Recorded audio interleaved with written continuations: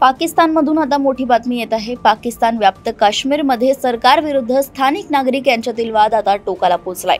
स्थानिक public action कमिटीने 29 September पासून अनिश्चित काळासाठी लॉकडाऊनची घोषणा केली आहे। याचा परिणाम सोमवारी सकाळपासून दिसून येतोय। संपूर्ण पीओके मध्ये मोबाईल इंटरनेट सेवेवर बंदी घालण्यात आली आहे, तसेच रस्त्यांवर सैन्य तैनात करण्यात आले। लॉकडाऊन घोषित केल्यामुळे शाळा महाविद्यालये बंद ठेवण्यात आली आहेत।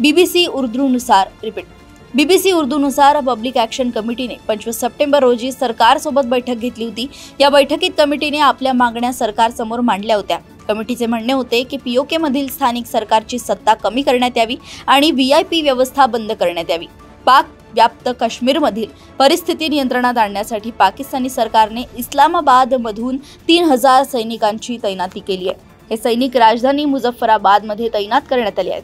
खरे तर पीओके मध्ये तैनात असलेले स्थानिक सैनिक आधीपासूनच सरकार विरोधात आंदोलन करतायत। या सैनिकांची मागणी समान वेतन आणि भत्ते देण्याची आहे। याच पार्श्वभूमीवर पाकिस्तान सरकारने इस्लामाबादमधून 3000 सैनिक पाठवले आहेत।